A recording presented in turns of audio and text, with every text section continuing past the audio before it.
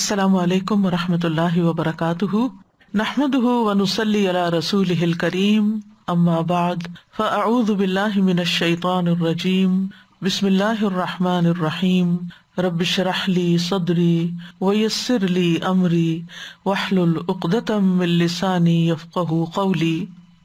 لو أنزلنا هذا القرآن على جبل لرأيته خاشعا متصدعا من خشية الله وتلك الأمثال نضربها للناس لعلهم يتفكرون۔ امثال القرآن پروگرام کے سلسلے میں آج ہم اللہ سبحانہ تعالیٰ کے نور کی مثال پڑھیں گے، جو سورۃ النور کی آیت نمبر 35 میں آیت نور کے نام سے مشہور ہے۔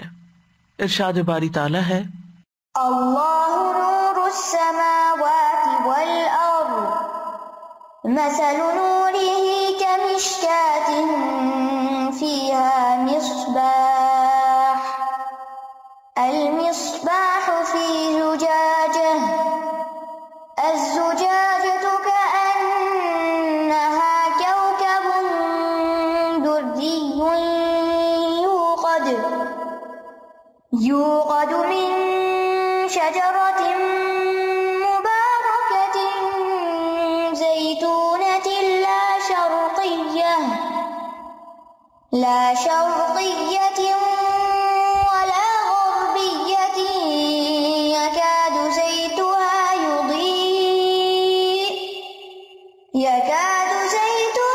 يضيء ولو لم تمسسه نار نور على نور يهدي الله لنوره من يشاء ويضرب الله الأمثال للناس والله بكل شيء عليم۔ اللہ آسمانوں اور زمین کا نور ہے، اس کے نور کی مثال ایک طاق کی مانند ہے جس میں چراغ ہو، وہ چراغ شیشے کی قندیل میں ہو، وہ شیشہ گویا کہ ایک چمکتا ہوا تارا ہے جسے زیتون کے مبارک درخت کے تیل سے روشن کیا جاتا ہے، جو نہ مشرقی ہے اور نہ مغربی، قریب ہے کہ اس کا تیل خود بخود روشن ہو جائے، خواہ اسے کوئی آگ نہ چھوئے۔ یہ نور پر نور ہے، اللہ جسے چاہتا ہے اپنے نور کی طرف رہنمائی کرتا ہے، اور اللہ لوگوں کے لیے مثالیں بیان کرتا ہے، اور اللہ ہر چیز کو خوب جاننے والا ہے۔ اللہ سبحانہ تعالیٰ کے اس نور کی مثال سورۃ نور میں آئی ہے۔ اس سورت میں اللہ تعالیٰ نے بہت سے نورانی احکامات دیے ہیں، جن کے بعد اللہ تعالیٰ فرماتے ہیں، وَلَقَدْ أَنزَلْنَا إِلَيْكُمْ آيَاتٍ مُبَيِّنَاتٍ، بلا شبہ ہم نے تمہاری طرف واضح آیات نازل کی ہیں۔ مقصد کیا تھا کہ لوگ گمراہی سے، اندھیروں سے نکل کر نور ہدایت کی طرف آ جائیں۔ بلا شبہ اللہ تعالیٰ کی آیات، اللہ تعالیٰ کے احکامات روشن انوار ہیں۔ قرآن مجید بھی اللہ تعالیٰ کا نور ہے جو نازل کیا گیا ہے۔ سورۃ النساء میں ایک جگہ پر آتا ہے، یا ایھا الناس قد جاءکم برہان من ربکم وانزلنا الیکم نورا مبینا، اے لوگو بلا شبہ تمہارے پاس تمہارے رب کی طرف سے ایک واضح دلیل آ گئی ہے، اور ہم نے تمہاری طرف ایک واضح نور نازل کیا ہے۔ لہذا نور ہدایت کی مثال بیان کرنے کے لیے اس مثال کو یہاں لایا گیا ہے۔ اللہ تعالیٰ فرماتے ہیں، اللہ نور السماوات والارض، اللہ آسمانوں اور زمین کا نور ہے۔ نور کہتے ہیں پھیلنے والی روشنی کو جو اشیاء کو دیکھنے میں مدد دیتی ہے۔ اللہ تعالیٰ آسمانوں زمین کا نور ہے، یعنی نور کا منبع اللہ کی ذات ہی ہے۔ اللہ تعالیٰ کی ذات و صفات نور ہیں، اللہ تعالیٰ بذات خود نور ہے، اس کا حجاب نور ہے، اس کے نور سے عرش، کرسی، سورج، چاند، جنت سب روشن ہیں، منور ہیں۔ حصی نور کا منبع بھی اللہ کی ذات ہے، اور مانوی نور کا منبع بھی۔ مانوی نور میں جیسے اللہ کی کتاب نور ہے، اس کی شریعت نور ہے، ایمان نور ہے، اللہ تعالیٰ کے رسولوں، اس کے مومن بندوں کے دلوں میں جو اللہ کی معرفت ہے وہ بھی اس معرفت الہی کا نور ہے۔ اگر اللہ سبحانہ تعالیٰ کا یہ نور نہ ہو تو ہم سب گمراہیوں میں اور گمراہی کے اندھیروں میں ڈوب جائیں۔ تو نور کی بنیادی طور پر دو اقسام ہیں، ایک ہے غیر مخلوق نور اور ایک ہے مخلوق نور۔ غیر مخلوق نور یہ اللہ سبحانہ تعالیٰ کی ذات ہے، کیونکہ اللہ تعالیٰ مخلوق نہیں ہے، اس کی صفات ہے، اس کا کلام ہے، اس کی آیات ہیں، یہ مخلوق نہیں ہے۔ دوسری طرح کا نور جو مخلوق ہے یہ اللہ تعالیٰ کی ذات سے جدا ہے، الگ ہے، اس کا حصہ نہیں ہے۔ چنانچہ وہ نور جو ہم سورج چاند ستاروں میں دیکھتے ہیں، چراغوں میں دیکھتے ہیں، لائٹس میں دیکھتے ہیں، یہ مخلوق نور ہے، کریٹڈ ہے، بنایا گیا ہے۔ اور پھر مخلوق جو نور ہے اس میں سے بھی کچھ حصی نور ہے اور کچھ مانوی نور ہے، یعنی جو مخلوقات نور ہیں ان میں سے کچھ نور حصی ہیں، کچھ مانوی ہیں۔ حصی کی مثال جیسے ابھی دی گئی چاند، ستارے، سورج وغیرہ، اور مانوی جیسے اللہ تعالیٰ کی معرفت کا نور، ہدایت کا نور۔ تو نور جو ہے یہ اللہ تعالیٰ کی ذاتی صفت بھی ہے جو قرآن و سنت سے ثابت ہے۔ وَأَشْرَقَتِ الْأَرْضُ بِنُورِ رَبِّهَا، زمین اپنے رب کے نور کے ساتھ روشن ہو جائے گی۔ اللہ نور السماوات والارض۔ اسی طرح حدیث میں آتا ہے، ابو موسیٰ اشعری کہتے ہیں رسول اللہ صلی اللہ علیہ وسلم نے ہمارے درمیان کھڑے ہو کر ہمیں 5 باتوں پر مشتمل ایک خطبہ دیا۔ وہ 5 باتیں یہ تھیں کہ بے شک اللہ تعالیٰ سوتا نہیں اور نہ سونا اس کے شایان شان ہے۔ دوسری بات، وہ میزان کے پلڑوں کو جھکاتا اور اوپر اٹھاتا ہے۔ تیسری بات، رات کے اعمال دن کے اعمال سے پہلے اور دن کے اعمال رات کے اعمال سے پہلے اس کے سامنے پیش کیے جاتے ہیں۔ پھر اگلی بات، اس کا پردہ نور ہے، اس کا حجاب نور ہے، اگر وہ اس کو کھول دے تو اس کے چہرے کے انوار جہاں تک اس کی نگاہ پہنچے اس کی مخلوق کو جلا ڈالیں، یعنی اللہ تعالیٰ کے چہرے کی تجلیات تمام مخلوق کو جلا دیں، کیونکہ اللہ تعالیٰ کی بصارت تمام مخلوقات تک پہنچتی ہے۔ تو اللہ سبحانہ تعالیٰ آسمانوں اور زمین کو ظاہری نور دینے والا بھی ہے اور باطنی نور دینے والا بھی ہے۔ اللہ سبحانہ تعالیٰ ہی آسمان و زمین کو ہدایت دینے والا ہے۔ اللہ نور السماوات والارض کے بارے میں ابن عباس کہتے ہیں کہ اس سے مراد یہ ہے کہ وہ آسمان اور زمین کے رہنے والوں کو ہدایت دینے والا ہے۔ وہ اللہ کے نور کی وجہ سے حق کی طرف ہدایت پاتے ہیں اور ہدایت کی وجہ سے گمراہی سے نجات پا جاتے ہیں۔ ضحاک کہتے ہیں وہ آسمانوں اور زمین کو منور کرنے والا ہے، یعنی اللہ نور السماوات، ایک تو نور کا معنی کیا ہے یعنی کہ ہدایت دینے والا، اور یہاں منور کرنے والا۔ وہ کہتے ہیں کہ اللہ نے آسمانوں کو روشن کیا فرشتوں کے ساتھ، زمین کو روشن کیا انبیاء کے ساتھ۔ پھر ایک اور معنی اس کا مدبر بھی کیا گیا ہے۔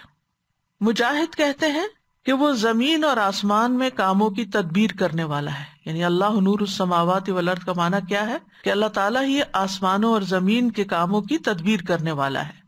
ابی ابن کعب، حسن اور ابو عالیہ کہتے ہیں کہ وہ آسمان و زمین کو مزین کرنے والا ہے، زینت بخشنے والا ہے۔ اس نے آسمانوں کو سورج، چاند اور ستاروں کے ساتھ زینت بخشی ہے اور زمین کو انبیاء، علماء اور مومنین کے ساتھ زینت بخشی ہے۔ یہ زمین کے ستارے ہیں۔ اور ایک قول یہ بھی ہے کہ زمین کو نباتات اور درختوں کے ساتھ زینت بخشی، یعنی حصی نور بھی، مانوی نور بھی اور حصی نور بھی، دونوں طرح زینت بخشی۔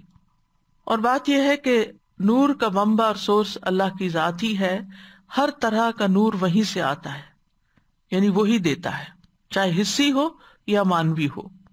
کائنات کی جتنی ظاہری روشنیاں ہیں یا نور ہے، قیامت کے دن یہ ختم ہو جائے گا۔ سورج کا نور، اذا الشمس کورت واذا النجوم انکدرت، اسی طرح وجمع الشمس والقمر، سورج اور چاند اکٹھے کر دیے جائیں گے تو یہ ساری روشنیاں ختم ہو جائیں گی، سورج، چاند، ستارے لپیٹ دیے جائیں گے۔ اللہ سبحانہ تعالیٰ پھر بندوں کا فیصلہ کرنے کے لیے آئیں گے، تو پھر وَأَشْرَقَتِ الْأَرْضُ بِنُورِ رَبِّهَا، زمین اپنے رب کے نور کے ساتھ روشن ہو جائے گی، یعنی اللہ سبحانہ تعالیٰ اس کو منور کریں گے، اس کی حقیقت کیا ہے، کیسے ہوگا، یہ اللہ تعالیٰ ہی بہتر جانتا ہے. لیکن یہ جو ظاہری حصی روشنیاں اور نور دنیا میں دیا گیا ہے، قیامت کے دن یہ نہیں ہوگا. اور یہاں یہ بات یاد رہے کہ اللہ تعالیٰ کے اس فرمان کا معنی غلط طور پر نہ لیا جائے کہ اللہ آسمان و زمین کا نور ہے، یعنی نعوذ باللہ یہ جہاں سے بھی روشنی ہمیں نظر آ رہی ہے، مل رہی ہے، یہ اللہ تعالیٰ کا حصہ ہے. ایسا نہیں ہے، یہ اللہ کا جز نہیں ہے، اللہ کی تخلیق ہے. کیونکہ لیس کمثلہ شیء، اس جیسی کوئی بھی چیز نہیں. یعنی اگر ہم کہیں اللہ نور ہے، جو کہ اس کی صفت بھی ہے، اور یہ بھی نور ہے، تو یہ نور شاید اس نور کا کچھ حصہ، ایسا نہیں ہے. اللہ تعالیٰ کا ذاتی نور حجاب کے پیچھے ہے. ٹھیک ہے، لیس کمثلہ شیء. اللہ سبحانہ و تعالیٰ آسمان و زمین کو روشن کرنے والا ہے، گائیڈ کرنے والا ہے، ہدایت دینے والا ہے. کس چیز نے کیا کام کرنا ہے، ہر چیز کو اس نے ہدایت دی ہے. جس بھی چیز کو تخلیق کیا اسے اس کا مقصد بتایا ہے. انسان کو بھی تخلیق کیا، اسے بھی اس کی زندگی کا مقصد بتایا ہے، اس کو بھی ہدایت دی ہے. تو مثل نورہ کمشکات، اس کے نور کی مثال مشکات کی طرح ہے، نیش کی طرح ہے. نور ہی میں جو ہی کی ضمیر ہے، اس کے بارے میں دو اقوال ہیں. ایک ہے کہ ضمیر اللہ تعالی کی طرف لوٹ رہی ہے، یعنی مومن کے دل میں اس کی ہدایت کی مثال. مومن کے دل میں اللہ کی ہدایت یعنی اس کے نور جو اللہ تعالیٰ مومن کے دل میں ڈالتا ہے، اس کی مثال. دوسرا یہ کہ یہ ضمیر مومن کی طرف لوٹ رہی ہے، یعنی مومن کے دل میں جو نور ہے اس کی مثال مشکات کی طرح ہے. سعید ابن جبیر ابن عباس سے روایت کرتے ہیں کہ ابن مسعود یوں پڑھا کرتے تھے، مثل نورہ فی قلب المؤمن، کہ مومن کے دل میں اللہ کے نور کی مثال، یعنی وہ نور جو اللہ نے مومن کے دل میں ڈالا ہے اس کی مثال کمشکات، مشکات کی طرح ہے. مشکات پہلے زمانے میں دیوار کے اندر ایک رخنا یا ایک نیش یا ایک خالی جگہ ہوتی تھی، تاک جس کو بولتے ہیں، اس کے لیے استعمال ہوتا ہے. یہ کھڑکی نہیں ہوتی. کھڑکی وہ ہوتی ہے جس میں سوراخ ہوتے ہیں، دوسری طرف نظر آتا ہے، ہوا اندر آتی ہے، روشنی اندر آتی ہے. وہ عربی میں نافذہ کہلاتی ہے، یعنی اس میں نفوذ کر جاتی ہے ہوا، روشنی وغیرہ. لیکن طاق وہ ہوتا ہے جو یک طرفہ طور پر ایک کھڑکی کی طرح نظر آتا ہے دیوار کے اندر گہری جگہ، اور اس میں عموماً چراغ ہی رکھے جاتے تھے. تو یہاں مشکات سے مراد کیا چیز ہے؟ مشکات سے مراد مومن کا سینہ ہے. اور اگر ہم دیکھیں تو ہماری پسلیوں کے اندر جو ہمارے سینے کی جگہ ہے وہ بھی نیش کی طرح ہی ہے. تو مومن کا سینہ مشکات کی طرح ایمان کے نور کی حفاظت کرتا ہے. یعنی نیش جو ہے اس کا مقصد کیا ہے کہ جو چراغ ہے وہ ہر طرح کی ہوا سے اور ہر قسم کی جو ڈسٹریکشن ہے اس سے بچ کے اس خاص جگہ کے اندر ہو تاکہ وہ پوری طرح اپنی روشنی دے سکے. اب بھی آپ دیکھیں کہ یہ کانسیپٹ موجود ہے کہ جیسے لائٹ بلبز لگائے جاتے ہیں یا ٹیوب لائٹس لگائی جاتی ہیں تو ان کے ساتھ ریفلیکٹرز ہوتے ہیں یا وہ خاص چیز کے اندر یعنی کیس کے اندر ہوتے ہیں. تو یہ ہمارا جو سینہ ہے یہ بھی ایک کیس کی طرح ہے، جیسے دیوار میں ایک کیس ہوتا ہے، نیش ہوتا ہے جس کے اندر چراغ رکھا جاتا ہے اور وہ حفاظت کے لیے ہوتا ہے. یہ روشنی کو محفوظ بھی کر لیتا ہے، اور چراغ کی روشنی وہاں ایک طرح سے جمع ہو جاتی ہے. اگر کسی اوپن جگہ پر رکھ دے تو وہ پھیل جائے گی اور وہ اتنی زیادہ روشن نہیں ہوگی. اس نیش کے اندر کیا ہے؟ فیہا مصباح. مصباح کہتے ہیں چراغ کو. مصباح کا لفظ جو ہے یہ صباح سے ہے، دن کے ابتدائی حصے کو صبح کہتے ہیں، اور وہ بھی کیا ہوتی ہے؟ روشن ہوتی ہے. چراغ کو مصباح کہتے ہیں کیونکہ وہ بھی روشن ہوتا ہے. اور صباح کا معنی ہوتا ہے بتی کی لو. پہلے زمانے میں الیکٹریسٹی نہیں ہوتی تھی تو جو چراغ ہوتا تھا وہ کسی مٹی کے برتن میں تیل ڈال کر اس کے اندر ایک بتی رکھی جاتی تھی جس کے ذریعے وہ تھوڑا تھوڑا تیل رس رس کر پھر جلتا تھا تو اس کی روشنی دیر تک باقی رہتی تھی. تو صباح اس بتی کو کہتے ہیں جو اس کے اندر ہے، لیکن مصباح اوور آل چراغ کے لیے استعمال ہوتا ہے. اسی طرح ستاروں کو بھی مصابیح کہا گیا ہے. وَلَقَدْ زَيَّنَّا السَّمَاءَ الدُّنْيَا بِمَصَابِيحَ، اور ہم نے قریب کے آسمان کو تاروں کے چراغوں سے زینت دی ہے، یعنی ستارے آسمان کے چراغ ہیں. تو مصباح سے مراد کیا ہے؟ مومن کے دل میں ایمان کا نور. المصباح فی زجاجہ، یہ جو چراغ ہے یہ شیشے کے اندر ہے، شیشے کے فانوس کے اندر ہے. زجاجہ جو ہے فانوس کے لیے استعمال ہوا ہے، یعنی المصباح فی زجاجہ، یا جسے قندیل بھی کہا جاتا ہے. تو مومن کے سینے میں ایمان کا چراغ ہے اور اس کو مزید حفاظت مل رہی ہے، جیسے ایک چراغ کو اس زجاجہ سے حفاظت ملتی ہے. اب یہ ہے کہ یہ جو زجاجہ ہے یا یہ جو فانوس ہے، یہ جتنا زیادہ کرسٹل کلیئر ہوگا، روشن ہوگا، جتنا مضبوط ہوگا، جتنا بڑا ہوگا، اچھا ہوگا، اتنی ہی زیادہ روشنی بہترین طریقے سے ریفلیکٹ ہوگی. یعنی مومن کا جو دل ہے وہ سینے کے اندر ہوتا ہے، القلوب التی فی الصدور، اور وہ روشن ہوتا ہے. مومن کے دل میں یہ تینوں صفات جمع ہو جاتی ہیں. اس کا دل اور اس کے آس پاس کا جو ماحول ہے وہ صاف اور شفاف ہوتا ہے. بعض اوقات اس کے اندر بھی کسی قسم کا غبار سا آ جاتا ہے. آپ دیکھیں کہ چاہے وہ پرانے زمانے کے لیمپس ہوں، اس میں تو خیر جو بتی جلتی تھی تو دھواں بھی نکلتا تھا، وہ دھواں شیشے کو گدلا کر دیتا تھا. اور اسی طرح اب بھی آپ دیکھیں کہ چاہے لائٹ بلب کہیں لگا ہوا ہو تو کچھ عرصے کے بعد اس کو صاف کرنا پڑتا ہے کیونکہ اس پہ ڈسٹ سی آ جاتی. تو اسی طرح مومن کا دل اگرچہ نور ایمان کے ساتھ روشن ہوتا ہے، پھر اس کو علم کا نور ملتا ہے، ہدایت کا نور ملتا ہے، اس کے اندر روشنی ہوتی ہے، لیکن کچھ چیزیں ایسی ہوتی ہیں جو مومن کے دل کے اوپر بھی ایک غبار سا ڈال دیتی ہیں. وہ دل بھی ملوث ہو جاتا ہے، جس کو روشن کرنے کی، صاف کرنے کی ضرورت رہتی ہے. اس کا گدلا پن، اس کا میل کچیل صاف کرنے کی ضرورت رہتی ہے. اللہ تعالیٰ نے دلوں کو برتنوں کی مانند قرار دیا ہے، جیسے کہ بعض صالحین کا قول ہے دل اللہ کی زمین میں اللہ کے برتن ہیں. پس اللہ کو تمام دلوں سے زیادہ محبوب وہ دل ہیں جو زیادہ نرم، زیادہ ٹھوس اور صاف ہوتے ہیں. یعنی دل کا آئینہ جیسے کہتے ہیں نا، دل کا آئینہ جتنا صاف ہوگا، جتنا روشن ہوگا، جتنا فرم ہوگا، اتنا ہی زیادہ اچھا ہوگا. الزجاجۃ کأنہا کوکب دری، وہ زجاجہ یا فانوس اپنی صفائی اور خوبصورتی کی وجہ سے یوں لگتا ہے جیسے چمکتا ہوا ستارہ ہو یا موتی کی طرح. کوکب کہتے ہیں ستارے کو، کواکب اس کی جمع ہے، آسمان پر جو ستارے ہوتے ہیں. فلما جن علیہ اللیل رأى کوکبا انا زینا السماء الدنیا بزینۃ الکواکب.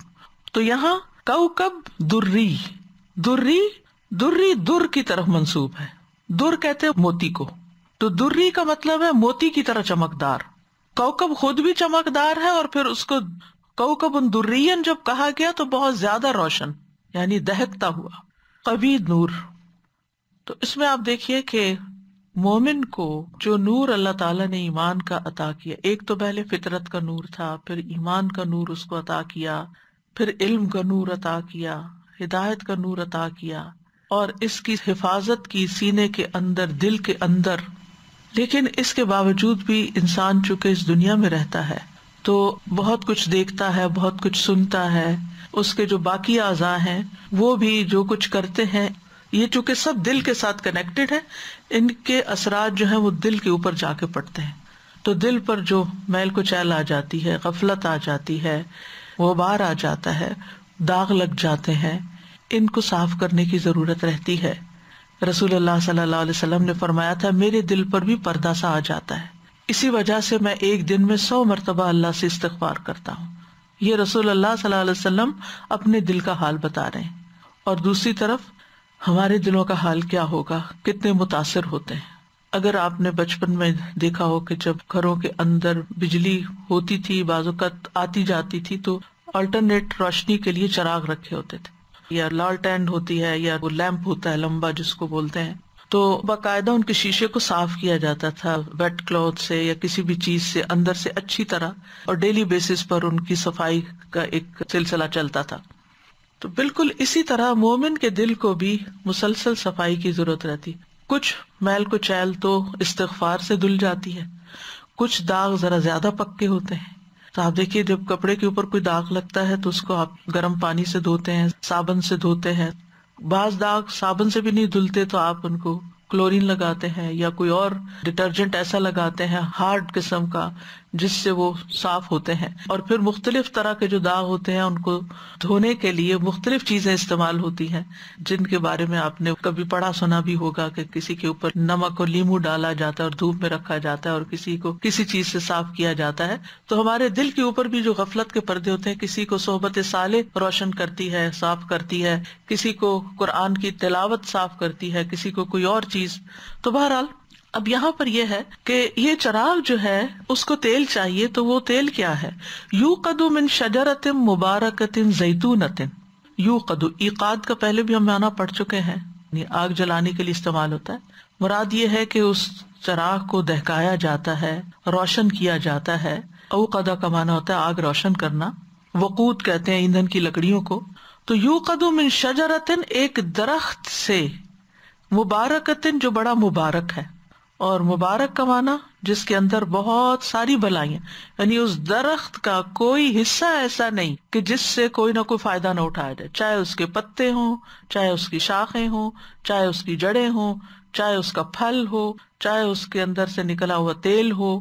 یعنی مبارک وہ چیز ہوتی ہے جس میں وافر مقدار میں خیر ہوتی ہے. تو اس درخت سے وہ تیل لیا جاتا ہے جس میں خیر ہی خیر ہے. تو یہ تیل جو ہے زیتون کا تیل ہے، یعنی چراغ زیتون کے تیل سے جلایا جاتا ہے جس سے بہترین روشنی نکلتی ہے. کہتے ہیں کہ یہ تمام تیلوں سے زیادہ بہترین تیل ہے. میں ایک ریسرچ سن رہی تھی یوٹیوب پر، کسی سائنٹسٹ نے کچھ تحقیقات عربی میں تھی وہ بیسیکلی، تو کچھ ٹرمینالوجی تو میں نہیں سمجھ پائی، لیکن اس میں وہ کہہ رہے تھے کہ مختلف چیزوں کے اندر جو فریکوینسیز ہیں یا ان کے اندر سے جو ان کی ترددات ہیں یا ان کے جو ریزوننس ہے یا ان کی جو آواز ہے، جیسے تسبیح ہر چیز کر رہی ہے، یہ عام نیکڈ آئی سے یا ویسے ہمارے کان ان کو نہیں سن سکتے. تو انہوں نے کچھ اس طرح کے مشاہدات کیے مختلف چیزوں کے اندر، یہ دیکھنے کے لیے کہ اس کے اندر کس قسم کی لائف ہے یا اس کی آواز کیسے ہے یا اس کی روشنی اس کے اندر سے کیسے نکلتی ہے. تو یہ پتا چلا کہ سب سے زیادہ جس کے اندر سے روشنی نکلتی ہے وہ زیتون کے تیل کے اندر ہے. اور پھر بہت سے فائدے بتائے گئے تھے کہ 100 بیماریوں کا علاج ہے، یعنی یا 100 سے زائد بیماریاں زیتون کے تیل سے یا زیتون کو کسی شکل میں کھانے سے ان کو شفا ملتی ہے، کیونکہ اللہ تعالیٰ نے اس کو مبارک کہا ہے. پھر اسی طرح نبی صلی اللہ علیہ وسلم نے بھی فرمایا ہے کہ زیتون کو کھاؤ بھی اور اس کا تیل لگاؤ بھی.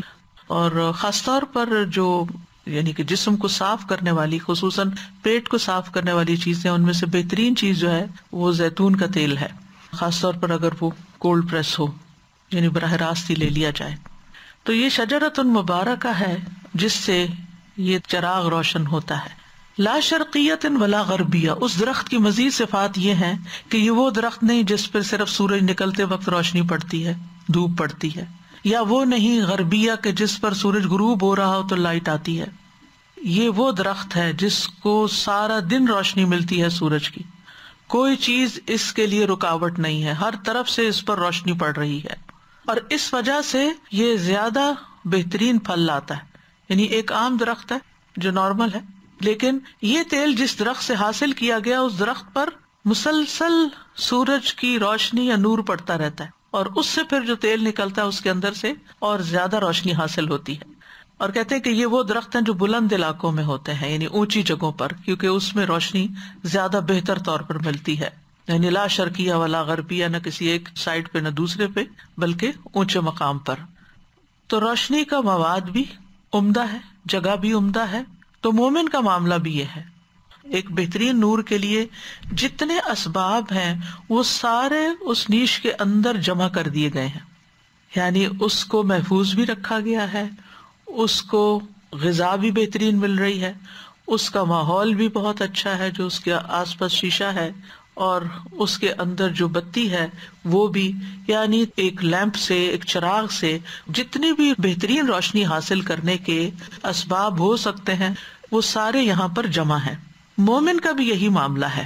ایک مومن وہ ہوتا ہے جو صرف ایمان لاتا ہے، لا الہ الا اللہ پڑھتا ہے، اور لا الہ الا اللہ کا اپنا ایک نور ہے.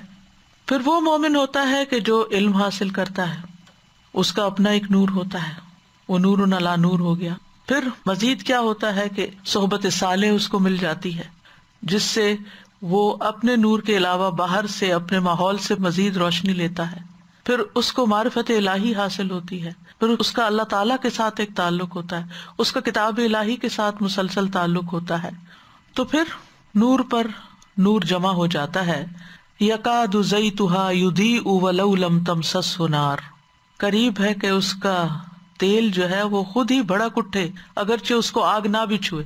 یعنی زیتون کے تیل کے اندر اپنی ہی ایک روشنی ہے، اگر اس کو نہ بھی آگ کے ساتھ ٹچ کیا جائے یا اس کے اندر وہ چراغ کی بتی نہ بھی ڈالی جائے اور اس پہ آگ نہ بھی لگائی جائے تو بذات خود اس تیل کے اندر بھی روشنی موجود ہے. اور اس وقت اس کا کیا حال ہوگا جب اس کو آگ سے روشن کر دیا جائے. یعنی ایمان تو پہلے ہی ہے جیسے روغن زیتون ہے، لیکن علم اور ہدایت کا نور آگ کی طرح ہے جو اندر کے ایمان کے ساتھ ملتا ہے تو وہ روشنی ہر طرف پھیل جاتی ہے. نور علی نور، یعنی ہدایت کا نور، ایمان کا نور، قرآن کا نور، روشنی پر روشنی. پھر یوں بھی کہا گیا کہ فطرت کا نور جو اللہ تعالیٰ نے ہر ایک کے اندر اپنی پہچان کے لیے جب عہد الست لیا تھا اس وقت ڈال دیا تھا وہ نور. پھر جب دنیا میں آئے اور انبیاء کی تعلیم ملی، ان کی دعوت نصیب ہوئی تو نور ایمان حاصل ہو گیا، پھر ان کی تعلیمات سے فائدہ اٹھایا. اور پھر جنہوں نے زیادہ محنت کی، غور و فکر کیا، معرفت حاصل کی، اسی اعتبار سے ان کا نور بڑھتا چلا گیا. اور جتنا جتنا جس کے پاس یہ وسائل زیادہ ہوں گے اس کا نور اتنا ہی زیادہ ہوگا. یعنی جب یہ ساری چیزیں جمع ہو جاتی ہیں اور دل روشن ہو جاتا ہے تو پھر انسان کو صحیح معنوں میں نفس مطمئنہ نصیب ہوتا ہے. اور پھر یہ نور صرف اپنے تک نہیں رہتا، یہ نور دوسروں تک منتقل ہونے لگتا ہے. یعنی انسان چاہے تعلیم کے ذریعے کرے، چاہے حکمت والی باتوں کے ذریعے کرے، چاہے وہ اس صحبت کے ساتھ دوسروں کو فائدہ پہنچائے کہ جس میں ایک مومن دوسرے مومن سے ملتا ہے تو وہ جو محبت ہوتی ہے ان کے درمیان اور جو آپس کی دل کی صفائی ہوتی ہے تو وہ ایک نور اس کا اور ایک نور اس کا مل کے جو پھر خیر کے کام ان سے پھوٹتے ہیں تو پھر اس سے دنیا روشن ہوتی ہے، ان سے پورا ماحول روشن ہو جاتا ہے. تو ایمان کے نور کی وجہ سے انسان پر حکمت کے دروازے بھی کھلنے لگتے ہیں. بعض سلف صالحین نے اس آیت کے بارے میں کہا کہ اس سے مراد وہ مومن ہے جو حکمت پر مبنی بات کرتا ہے، اگرچہ اس نے اس کے بارے میں کوئی حدیث نہ بھی سنی ہو، پھر بھی اس کے اندر کی جو خیر ہے وہ ایک نور کی شکل میں دوسروں کو روشنی دیتی. بعض اوقات کہتے ہیں نا کہ میرے دل میں کچھ سوال تھے، میرے دل میں کچھ کنفیوژن تھی اور میں نے فلاں کی یہ بس ایک ہی بات سنی تو میری ساری جو کنفیوژن تھی وہ دور ہو گئی. تو یہ کیا تھا؟ یہ وہ نور پڑا اس کا کہ جس کی وجہ سے وہ اندر کنفیوژن کے جو اندھیرے تھے وہ دور ہو گئے. وہ کہتے ہیں جب وہ اس کے بارے میں کوئی حدیث یا آیت سن لیتا ہے تو یہ نور پر نور ہو جاتا ہے. یعنی مومن کے اندر جو حکمت کی باتیں ہوتی ہیں وہ تو اپنی جگہ، لیکن اس کی اپنی فہم و فراست، اس کی سمجھ بوجھ، اس کی جو عقل ہے، یہ سارے ایک طرح سے نور ہے نا. تو اس میں جب علم ہدایت وحیین یعنی قرآن و سنت کی وحی جو ہے اس کا نور شامل ہوتا ہے تو یہ نور علی نور ہو جاتا ہے. یعنی دل میں موجود ایمان کا نور قرآن کے نور کے مطابق ہو گیا. اسی طرح ابی کہتے ہیں کہ مومن 5 طرح کے نور میں چلتا ہے. اس کا قول نور ہے، اس کا عمل نور ہے، اس کا گھر میں داخل ہونا نور ہے، اس کا گھر سے نکلنا نور ہے، اور قیامت کے دن اس کا لوٹنا نور کی طرف ہوگا. اور ویسے بھی آپ دیکھیں کہ جو چیز دل کے اندر ہوتی ہے وہ انسان کے سارے اعضاء پر اثر کرتی ہے نا. اگر دل روشن ہوگا تو ہر عضو روشن ہوگا، اسی کے مطابق پھر انسان اچھے عمل بھی کرے گا، ہاتھوں سے بھی اچھے کام کرے گا، زبان سے بھی اچھی بات بولے گا، پاؤں سے وہ اچھے کاموں کے لیے چلے گا، اپنی طاقت اچھے کاموں میں استعمال کرے گا. اور پھر اسی نور کے اندر وہ دنیا میں رہتا ہے تاکہ اس کی موت آ جاتی ہے، اور جب اس کی موت آتی ہے تو اس کی خبر بھی نور ہی نور ہوتی ہے، اس میں بھی اندھیرا نہیں ہوتا، وہ بھی روشن ہوتی ہے. اور پھر جب وہ قیامت کے دن اٹھتا ہے تو اس کا نور اس کے ساتھ ہوتا ہے، اور پھر ہر جگہ پر اس کا نور اس کے ساتھ رہتا ہے. اور جنت تک پہنچتے ہوئے یہاں تک کہ یعنی پلسرات بھی اندھیری جگہ ہے نا، تو وہاں سے بھی اس کی اپنی روشنی ساتھ ہوتی ہے حتیٰ کہ وہ جنت میں داخل ہو جاتا ہے جو کہ نور کی جگہ ہے جہاں اس کے نور کی تکمیل ہو جاتی ہے. یہد اللہ لنورہ من یشاء، اللہ اپنے نور کی طرف اسی کی رہنمائی کرتا ہے جس کو وہ چاہتا ہے.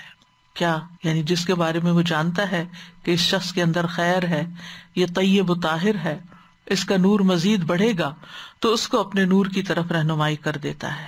یعنی اپنی معرفت دے دیتا ہے، اپنے دین کا علم دے دیتا ہے۔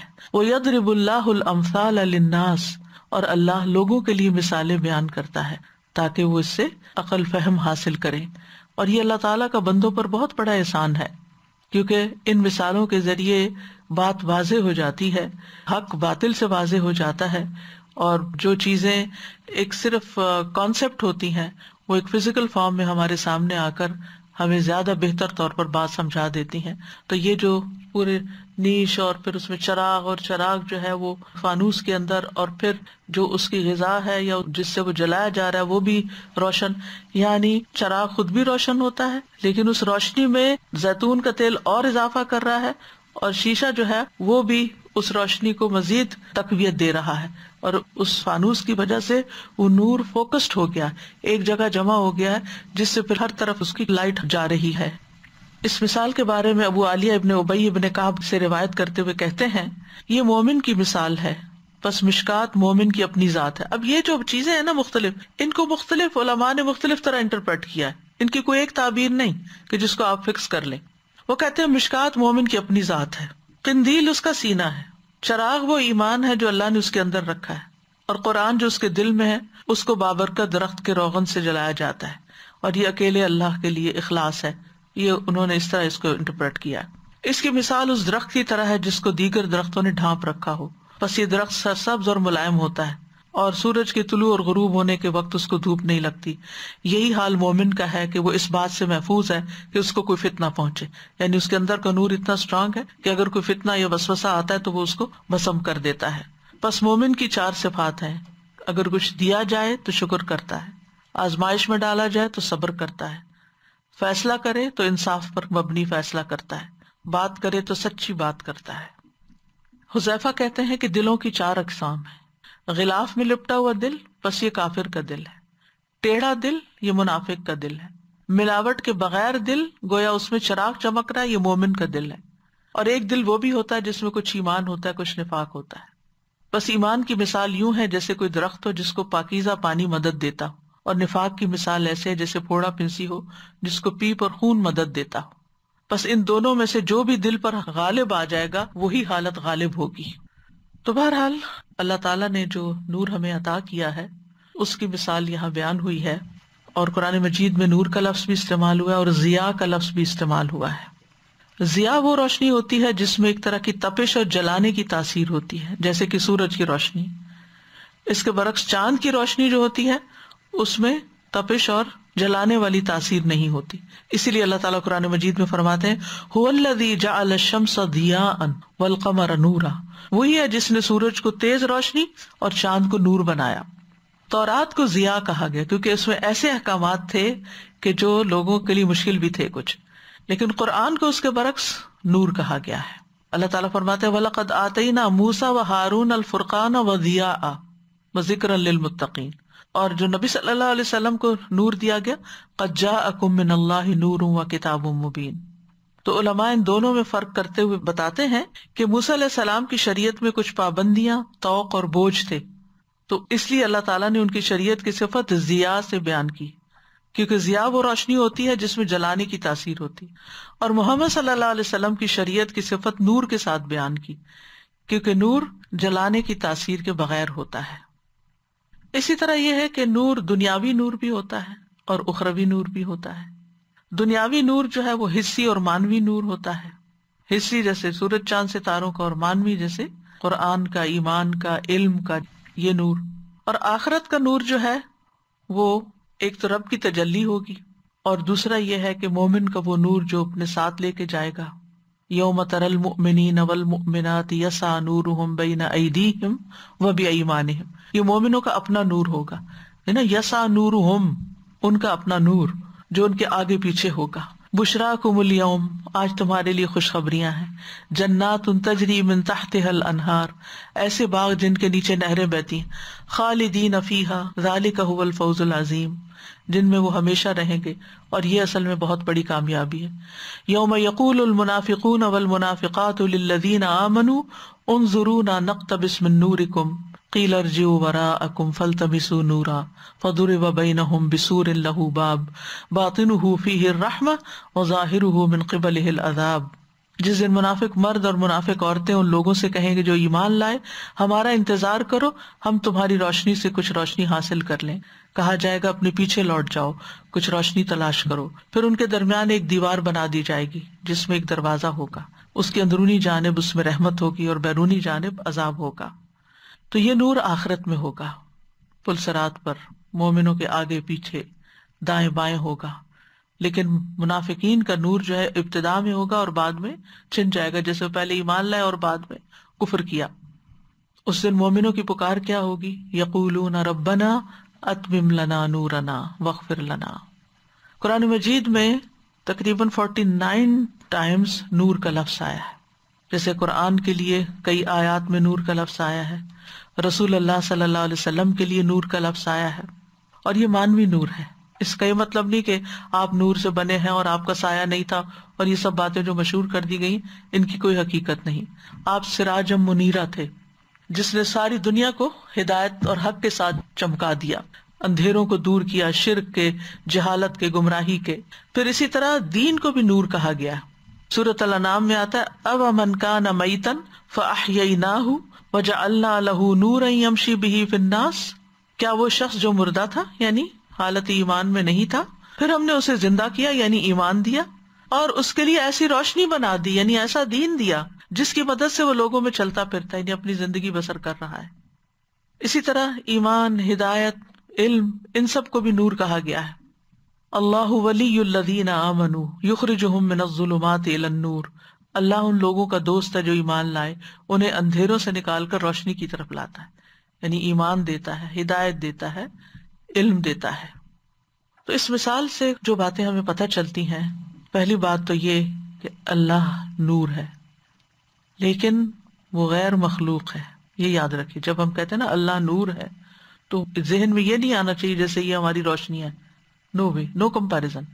نبی صلی اللہ علیہ وسلم جب تہجد میں کھڑے ہوتے تو یہ دعا پڑھتے تھے، اللہم لک الحمد انت نور السماوات والارض ولک الحمد انت قیم السماوات والارض. یہ کارڈ بھی چھپا ہوا ہے. اللہ سبحانہ وتعالیٰ ایسا نور ہے جس کو دیکھا نہیں جا سکتا اور اس کو تشبیہ نہیں دی جائے گی دنیا کی روشنیوں سے. اسی لیے نور کا ترجمہ اللہ تعالیٰ روشنی ہے نہیں کیا جا سکتا. یعنی کبھی یہ ٹرانسلیشن نہ کریں کہ اللہ نور السماوات والارض، کہ اللہ آسمان و زمین کی روشنی. نعوذ باللہ، ایسا نہیں. ٹھیک ہے، کیونکہ وہ نور خفیہ ہے، ہم اس کو نہیں دیکھ سکتے. عبداللہ بن شقیق کہتے ہیں ایک مرتبہ میں نے ابو ذر سے عرض کیا کاش میں نے نبی صلی اللہ علیہ وسلم کو دیکھا ہوتا تو ان سے ایک سوال ہی پوچھ لیتا. انہوں نے فرمایا تم کیا پوچھتے؟ انہوں نے کہا میں یہ پوچھتا کہ کیا آپ نے اپنے رب عز و جل کو دیکھا ہے، اللہ تعالیٰ کو دیکھا ہے؟ ابو ذر کہتے ہیں یہ سوال تو میں ان سے پوچھ چکا ہوں، جس کے جواب میں انہوں نے فرمایا تھا وہ نور ہے، میں اسے کہاں دیکھ سکتا ہوں. وہ نور ہے، میں اسے کہاں دیکھ سکتا ہوں. اس کا حجاب بھی نور ہے. نور اللہ تعالیٰ کا نام بھی ہے النور. وہ قصیدہ نونیہ میں ابن القیم کہتے ہیں والنور من اسمائہ ایضا ومن اوصافہ سبحان ذی البرہان. نور اللہ کے ناموں میں سے ایک نام ہے اور یہ اس کے اوصاف میں سے بھی ہے جو پاک ذات برہان والا ہے. قیامت کے دن اللہ کے نور سے زمین چمکے گی. واشرقت الارض بنور ربہا ووضع الکتاب وجیء بالنبیین والشہداء وقضی بینہم بالحق وہم لا یظلمون. پھر اس آیت سے یہ بات بھی پتہ چلتی ہے کہ مومن کے لیے اللہ نے نور رکھا ہے، یعنی مومن کو اللہ تعالیٰ نور دیتا ہے. مومن کو دنیا میں بھی نور ملتا ہے اور آخرت میں بھی نور ملے گا. دنیا کا نور تو ایمان ہے، اسلام ہے، ہدایت ہے، قرآن ہے، نبی ہے، اور آخرت میں نور اس کے اعمال کا ہوگا جس کی وجہ سے جنت تک کا سارا راستہ اس کے لیے روشن ہوگا. اس کے برعکس جو غیر مومن ہے وہ دنیا اور آخرت میں اندھیروں میں ہے، جس کی مثال سورۃ النور کی آیت نمبر 40 میں آتی ہے او کظلمات فی بحر لجی یغشاہ موج من فوقہ سحاب ظلمات بعضها فوق بعض اذا اخرج یدہ لم یکد یراہا ومن لم یجعل اللہ لہ نورا فما لہ من نور. یا ان اندھیروں کی طرح جو نہایت گہرے سمندر میں ہو جسے ایک موج ڈھانپ رہی ہو جس کے اوپر ایک اور موج ہو. مومن کے لیے نور علی نور تھا، یہاں موج پر موج ہے. جس کے اوپر ایک بادل ہو کئی اندھیرے ہوں جن میں سے بعض کے اوپر ہوں، جب وہ اپنا ہاتھ نکالے تو قریب نہیں کہ اسے دیکھ سکے، اور وہ شخص جس کے لیے اللہ کوئی نور نہ بنائے تو اس کے لیے کوئی نور نہیں۔ تو اللہ نور السماوات والارض مثل نورہ یعنی فی قلب المؤمن، وہ اس نے نور جو ہمیں عطا کیا ایمان کا، وہ غیر مومن کے پاس نہیں ہے، اس کے پاس دل میں اندھیرا ہے۔ اسی طرح منافق جو ہے ان کا نور بھی بجھ جائے گا۔ مثلهم كمثل الذي استوقد نارا فلما اضاءت ما حوله ذهب الله بنورهم وتركهم في ظلمات لا يبصرون۔ ان کی مثال اس شخص کی مثال کی طرح جس نے ایک آگ خوب بھڑکائی، تو جب اس نے اس کے ارد گرد کی چیزوں کو روشن کر دیا تو اللہ ان کے نور کو لے گیا۔ یعنی منافق کا نور اللہ تعالیٰ چھین لیتا ہے، نور بصیرت ہو، نور قلب ہو، نور ہدایت ہو، سب اللہ تعالیٰ لے لیتا ہے ان سے۔ اگرچہ ابتدا میں ان کو نور ملتا ہے، وہ اسلام کا اظہار کرتے ہیں، اقرار کرتے ہیں، اور قیامت کے دن بھی اسی طرح ان کا نور بجھ جائے گا، جیسے سورۃ الحدید کی آیت نمبر 13 اور 14 میں بیان ہوا۔ تو کرنے کے کام یہ ہے کہ ہمیں نور پانے والے کام کرنے چاہیے، نور کی تلاش رہنی چاہیے، نور کو بڑھاتے رہنا چاہیے۔ وہ سارے اسباب جو نور میں اضافے کا ذریعہ بنتے ہیں، ان اسباب کو اختیار کرنا چاہیے۔ یہ جو اللہ تعالیٰ نے مثال دی ہے نا چراغ کی، اور وہ پھر فانوس میں، اور پھر وہ ساری چیزیں، تو یہ جو نور ہے اس پر مزید نور کا اضافہ کرتی ہیں، یہ ساری چیزیں اس کی حفاظت کرتی ہیں، اس کو تیز کرتی ہیں، یعنی اس کی وولٹیج بڑھا دیتی ہیں۔ تو اسی طرح اگر ہم ایسے کام کریں گے کہ جن سے ہمارا نور بڑھے گا، تو یہ ہماری مسلسل کوشش رہنی چاہیے۔ پھر یہ کہ دل کے آئینے کو صاف کرتے رہنا چاہیے تاکہ وہاں پر کسی قسم کا کوئی غبار نہ ہو، کوئی میل کچیل نہ ہو۔ دلوں کو صاف رکھنا چاہیے، لوگوں کو معاف کر دینا چاہیے، دل کے داغ دھو دینے چاہیے، دلوں کو چمکاتے رہنا چاہیے قرآن کے نور سے، علم کے نور سے، اور ایسے اسباب اختیار کرنے چاہیے کہ جس سے ایمان میں اضافہ ہو، نور میں اضافہ ہو۔ یا ایھا الذین آمنوا اتقوا اللہ وآمنوا برسولہ یؤتکم کفلین من رحمتہ ویجعل لکم نورا تمشون بہ ویغفر لکم واللہ غفور رحیم۔ اے لوگو جو ایمان لائے ہو، اللہ سے ڈرو اور اس کے رسول پر ایمان لاؤ، وہ تمہیں اپنی رحمت سے دوہرا حصہ دے گا۔ یعنی ایمان تو لائے ہوئے ہو، پھر مزید کیا ایمان لاؤ، یعنی جو رسول کہتے ہیں اس بات پر عمل بھی کرو۔ ایک قول کا نور ہے، لا الہ الا اللہ کہہ دیا، اور ایک اس پر عمل کا نور ہے، تو یہ دوہری رحمت ہو گئی۔ وَيَجْعَلْ لَكُمْ نُورًا تَمْشُونَ بِهِ، پھر اللہ نور بصیرت دے دے گا، حکمت دے دے گا، پھر اللہ تعالیٰ زندگی کے مختلف مشکل مقامات پر صحیح فیصلوں کی توفیق عطا فرما دے گا۔ یؤتکم کفلین من رحمتہ ویجعل لکم نورا تمشون بہ، پھر کنفیوژنز ختم ہو جائیں گی، ابہام ایمبیگوٹیز ختم ہو جائیں گی، اور یہ روشن وحی کی پیروی کرنے سے ہی حاصل ہوگا۔ جیسے صحابہ کرام تھے، فالذین آمنوا بہ وعزروہ ونصروہ واتبعوا النور الذی انزل معہ اولئک ھم المفلحون۔ پھر اسی طرح وہ اعمال جس سے نور میں اضافہ ہوتا ہے، چھوٹے چھوٹے اعمال بھی، جیسے وضو جو ہے، یہ قیامت کے دن ہمارے وضو کے اعضاء کے چمکنے کا باعث بنے گا۔ یعنی نبی صلی اللہ علیہ وسلم اس سے اپنی امت کو پہچانیں گے۔ کرنے کو تو چھوٹا سا کام ہے، لیکن یہ نور بڑھانے کا سبب ہے۔ پھر اسی طرح 5 نمازوں کی پابندی سے نور ملتا ہے۔ نبی صلی اللہ علیہ وسلم نے فرمایا، جو شخص اس کی پابندی کرے گا نماز کی، تو یہ اس کے لیے قیامت کے دن روشنی، دلیل اور نجات کا سبب بن جائے گی، اور جو نہیں کرے گا اس کے لیے نہیں بنے گی۔ وہ قیامت کے دن قارون، فرعون، حامان اور ابی ابن خلف کے ساتھ ہوگا۔ پھر اسی طرح قرآن مجید کی تلاوت، اس کا فہم، اس کا تدبر، اس میں غور و فکر، یہ سب نور میں اضافے کا سبب ہے۔ جتنی جتنی تلاوت زیادہ ہوگی، جتنا جتنا اس میں غور و فکر زیادہ ہوگا، اتنا اتنا نور بڑھتا چلا جائے گا۔ نبی صلی اللہ علیہ وسلم نے فرمایا، تلاوت قرآن کو اپنے لیے لازم کر لو، کیونکہ یہ تمہارے لیے زمین پر نور کا سبب ہے اور آسمان میں تمہارے لیے ذخیرہ ہے۔ پھر مخصوص سورتوں کی تلاوت، جیسے سورۃ الکہف جو ہے، نبی صلی اللہ علیہ وسلم نے فرمایا، جس نے سورۃ الکہف کی تلاوت کی جس طرح وہ نازل ہوئی، تو یہ پڑھنے والے کے لیے قیامت کے دن اس کی اقامت گاہ سے مکہ تک نور کا سبب بنے گی۔ پھر اسی طرح انصاف کرنے والے نور کے ممبروں پر ہوں گے، جو اپنے گھر والوں میں، اپنی رعایا میں عدل و انصاف کریں گے، یعنی ہر ایک کی جگہ، ہر ایک کو اس کے اپنے مقام پر رکھیں گے۔ پھر اسی طرح صبر کو ضیاء کہا گیا، والصبر ضیاء، صدقے کو نور کہا گیا، والصدقۃ نور۔ یہ سیدھا سیدھا کام میں اس لیے بتا رہی ہوں کہ یہ کرنے سے انسان کے نور میں اضافہ ہوتا ہے۔ پھر اللہ کے راستے میں بوڑھا ہونے سے نور ملتا ہے، یعنی اپنی زندگی فی سبیل اللہ گزارنا، اللہ کے راستے میں کام کرتے کرتے اگر بڑھاپا آ جائے تو یہ بھی قیامت کے دن اس کے لیے نور کا باعث ہوگا۔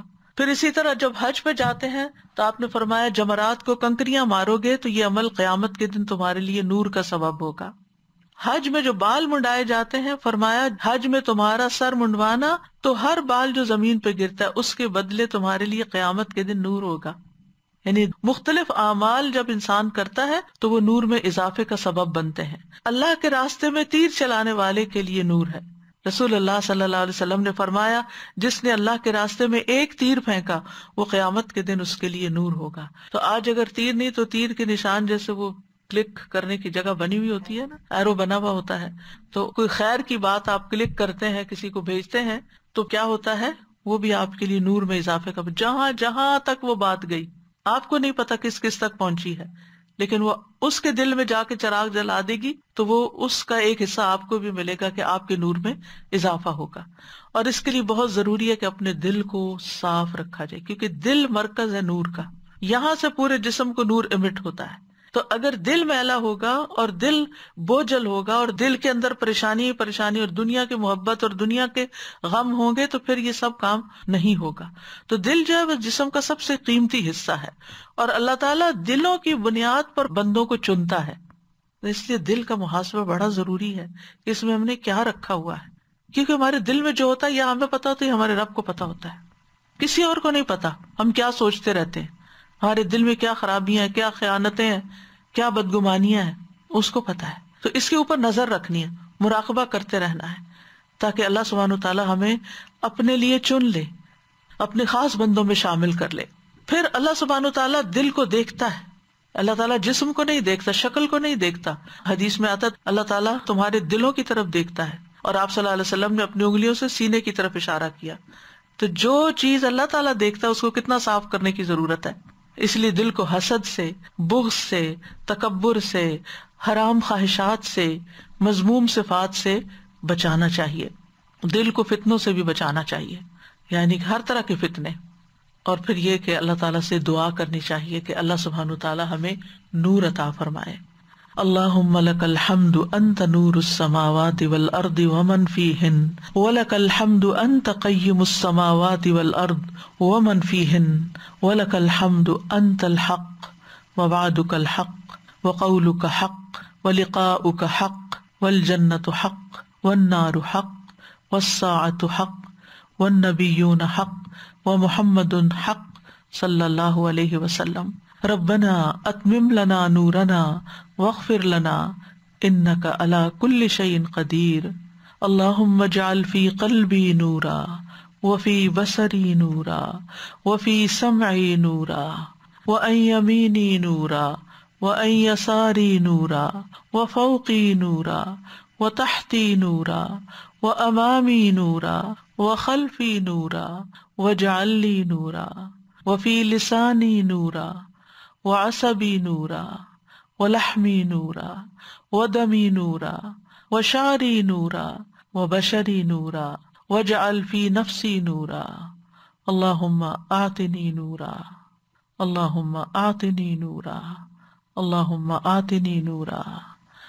اے اللہ تو ہمیں نور عطا فرما اور اندھیروں سے بچا۔ اللہم الف بین قلوبنا واصلح ذات بیننا واہدنا سبل السلام ونجنا من الظلمات الى النور ونجنا من الظلمات الى النور وجنبنا الفواحش ما ظہر منها وما بطن وبارک لنا فی اسماعنا وابصارنا وقلوبنا وازواجنا وذریاتنا وتب علینا انک انت التواب الرحیم واجعلنا شاکرین لنعمتک مثنین بها قابلیها واتمها علینا۔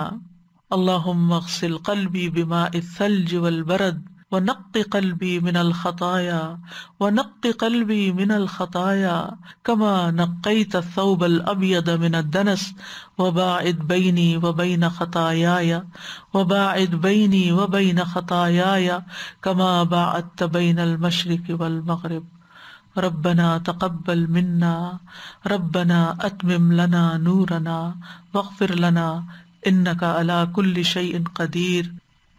لو أنزلنا هذا القرآن على جبل لرأيته خاشعا متصدعا من خشية الله وتلك الأمثال نضربها للناس لعلهم يتفكرون.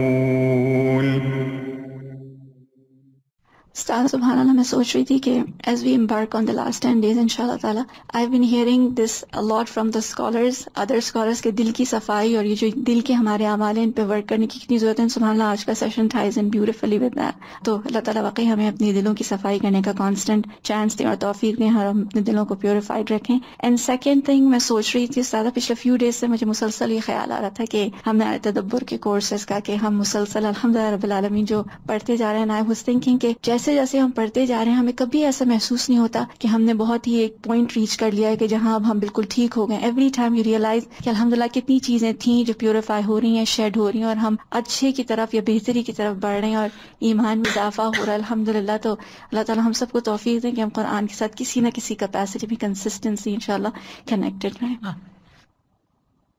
میں تو ان کی جو تدبر کورسز سے دلوں کی صفائی کے متعلق ہے تو اس سے ہی کنیکٹ کر کے سب کو انوائٹ کروں گی فار آل آر کورسز. الحمدللہ تدبر قرآن اردو اور انگلش کورسز شروع ہو رہے ہیں. اس کے علاوہ بھی بہت ساری قرآن کی لرننگ اپرچونیٹیز ہیں. جیسے ہم نے یہاں دیکھا کہ قرآن کریم سے تعلق جو نور بڑھانے کا ذریعہ تو بہت ہی زیادہ ملٹیپل, یعنی تلاوت, تدبر, غور و فکر, خواہ کوئی اگر حفظ کرنا چاہ رہا ہے, یعنی یہ ساری اپرچونیٹیز ہمارے گرد موجود ہیں. صرف ہماری طرف سے انیشیٹ کرنے کی دیر ہے اور پھر استقامت کے ساتھ اس پر چلنے کی دیر ہے. اللہ سبحانہ تعالیٰ واقعی ہمیں توفیق عطا فرمائے. استاذہ جی مجھے اتفاق ہوا ہے ان کا زیتون کے درختوں کے فیلڈز دیکھنے کا گریس میں اور ایسی جگہوں پہ جو ماؤنٹنز پہ ہوتے ہیں اور وہ اتنے خوبصورت ہوتے ہیں اور ان کو ہر طرف سے روشنی مل رہی ہوتی ہے اور اللہ تعالیٰ نے ان کی ایسی پلانٹیشن کی ہے اور جتنا زیتون مطلب گرین, بلیک, ان کی مختلف رنگ اور پھر ان کے ذائقے, سائزز مختلف, تو وہ اللہ تعالیٰ کی ایک بہت بڑی یہ قدرت ہے. اور جیسے کہ آج آپ نے بتایا 100 بیماریوں سے زیادہ کا علاج ہے تو ریگولرلی اس کا یوز ہمیں کرنا چاہیے. تو اسی مجھے یاد آئی تھی بات کہ نور البیانی کا آپ نے ذکر کیا تھا, پہلے پڑھایا تھا ہمیں. یہ بھی جو دل میں بات آ جاتی, جیسے حضرت عمر رضی اللہ تعالیٰ کو اکثر وہ باتیں آ جاتی تھیں اور بعد میں وہی آ جاتی تھی ان کے متعلق, تو پردے کی آیات جیسے آئیں, تو یہ بھی اللہ تعالیٰ کی طرف سے نور ہوتا ہے جو راستہ اللہ تعالیٰ دکھا دیتا ہے اور اس راستے پہ انسان چلنا شروع کر دیتا ہے. اللہ تعالیٰ ہمیں اس قابل کرے کہ ہم یہ نور اپنے سینوں میں بسا سکیں اور اس پہ عمل کریں. مجھے جو یہ مثال ہے اس دفعہ اس طرح مختلف طرح سمجھ میں آئی ہے کہ بجائے اس کے کہ ایک ایک چیز کو ایک ایک پارٹ سے تشبیہ دینے کے, اوور آل اگر دیکھا جائے تو نور کے جمع ہونے اور نور میں اضافے کے جو اسباب ہیں ان پر غور کیا جائے. یعنی جس طرح ایک چراغ نیش کے اندر زیادہ محفوظ اور روشن ہوتا ہے, جس طرح ایک چراغ فانوس کے اندر زیادہ روشنی دیتا ہے, جس طرح ایک چراغ زیتون کے تیل سے زیادہ روشنی دیتا ہے, تو اس پر غور کرنے کی ضرورت ہے کہ ہمارے دل میں جو نور ہے ایمان کا, اس کے اندر اضافہ کن کن چیزوں سے ہو سکتا ہے اور کن کن چیزوں سے ہم فائدہ اٹھائیں تاکہ ہمارا نور بڑھتا جائے. یعنی نور بڑھانے کے لیے ہمیں اس کی حفاظت بھی کرنی ہوگی اور اس پر نگاہ بھی رکھنی ہوگی, اور جو چیزیں اس کو نقصان دینے والی ہیں ان سے بچنا بھی ہوگا, اور کسی بھی وقت مطمئن نہ ہو کے بیٹھ جائیں بلکہ اس کو بڑھاتے چلے جائیں. اور یہ نور پھر صرف ہمارے اپنے اندر تک نہیں, کیونکہ نور کی ایک بنیادی خاصیت یہ ہے کہ وہ پھیلتا ہے, اندھیرے دور کرتا ہے. اور اندھیرے سے یعنی بھرا ہوا ایک کمرہ ہو لیکن اگر اتنی سی دیا سلائی آپ جلائیں تو سارا کمرہ روشن ہو جاتا ہے. تو جس کا نور زیادہ ہو, اور پھر جتنا زیادہ نور ہوگا اتنی ہی زیادہ چیزیں واضح ہو کے نظر آئیں گی. پھر حق و باطل کا فرق زیادہ واضح ہو کے نظر آئے گا، خیر اور شر. پھر ہر وقت آپ کو کسی سے فتویٰ لینے کی ضرورت نہیں ہوگی. آپ کے اندر ایک مفتی ہوگا جو بتائے گا کہ آپ صحیح جا رہے ہیں یا غلط جا رہے ہیں، آپ جو سوچ رہے ہیں یہ صحیح ہے بھی کہ نہیں صحیح.